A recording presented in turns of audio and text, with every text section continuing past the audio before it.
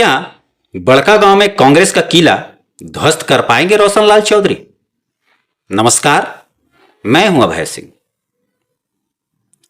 बड़कागांव विधानसभा चुनाव में कांग्रेस की अंबा प्रसाद और पहले आजसू और अब भाजपा के उम्मीदवार रोशनलाल चौधरी के बीच सीधी और कांटे की टक्कर है। यहां कोई त्रिकोणीय मुकाबला नहीं है। बड़कागांव विधानसभा सीट का रणक्षेत्र सज गया है। काफी सस्पेंस और थ्रिल के बाद इंडिया ब्लॉक की ओर से कांग्रेस ने एक बार फिर से अंबा प्रसाद पर ही भरोसा जताया।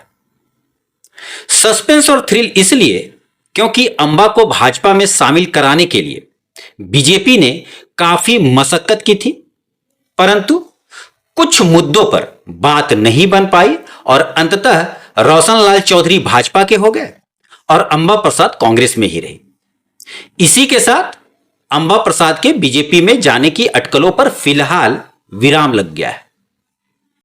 रोशनलाल चौधरी आजसू पार्टी के प्रमुख सुदेश महतो के मौसा और गिरिडीह के सांसद चंद्र प्रकाश चौधरी के बड़े भाई हैं।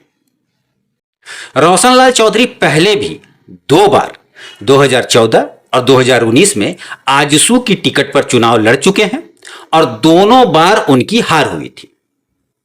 2014 में रोशनलाल को वर्तमान विधायक अंबा प्रसाद की मां निर्मला देवी ने महज 411 वोटों से शिकस्त दी थी। तो वहीं 2019 में अंबा प्रसाद ने खुद उन्हें 31,000 से ज्यादा वोटों से पराजित किया था। अंबा प्रसाद के पिता योगेंद्र साहू ने 2009 में विधानसभा के चुनाव में बीजेपी के लोकनाथ महतो को हराया था। इंडिया ब्लॉक की ओर से अंबा प्रसाद दूसरी बार चुनावी मैदान में खड़ी है।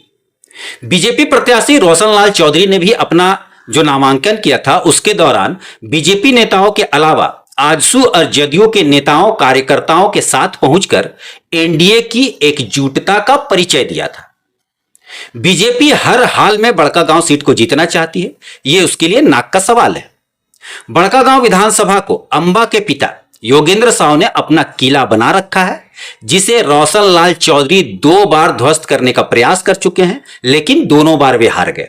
क्या वे थर्ड टाइम लकी साबित होंगे? इस सीट के जातीय समीकरण की बात करें तो यहां पर कुल 3,85,378 मतदाता हैं। सबसे अधिक मतदाता वैश्य तेली समाज से आते हैं, जिस समाज से अंबा प्रसाद आती है, और यह समाज अंबा प्रसाद के समर्थन में खुलकर मतदान करता है। इसमें कोई इफ बट नहीं है। उसके बाद मुस्लिम मतदाता तो साथ हैं ही। बड़कागांव में कुशवाहा यानी कोयरी महतो, आदिवासी और मुस्लिम की भी अच्छी खासी आबादी है। लोकसभा चुनाव 2024 के दौरान हजारीबाग संसदीय सीट के बड़कागांव विधानसभा सीट से कांग्रेस को तगड़ा झटका लगा था। इस विधानसभा सीट से बीजेपी प्रत्याशी मनीष जायसवाल को 1,33,000 से अधिक वोट मिले थे। वहीं कांग्रेस प्रत्याशी जेपी पटेल को करीब 75,000 वोटों से संतोष करना पड़ा था। यह सेटबैक था कांग्रेस के लिए। लोकसभा चुनाव के परिणाम रिपीट हो गए तो कांग्रेस की अंबा प्रसाद को हार का भी सामना करना पड़ सकता है। हालांकि लोकसभा चुनाव में कांग्रेस के प्रत्याशी जेपी पटेल थे और जेपी पटेल में और अंबा प्रसाद में जमीन आसमान का अंतर है। बड़कागांव के जयराम महतो की पार्टी से जेएलकेएम से बलेश्वर महतो और असदुद्दीन अवैसी की पार्टी एआईएमआईएम से शमीम मियां भी प्रत्याशी है।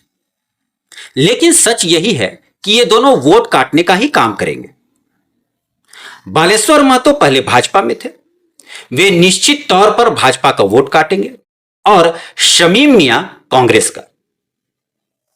अंबा प्रसाद और रोशनलाल चौधरी के वोटों में कौन उम्मीदवार कितनी सेंधमारी करता है, चुनाव का रिजल्ट इस बात पर निर्भर करेगा।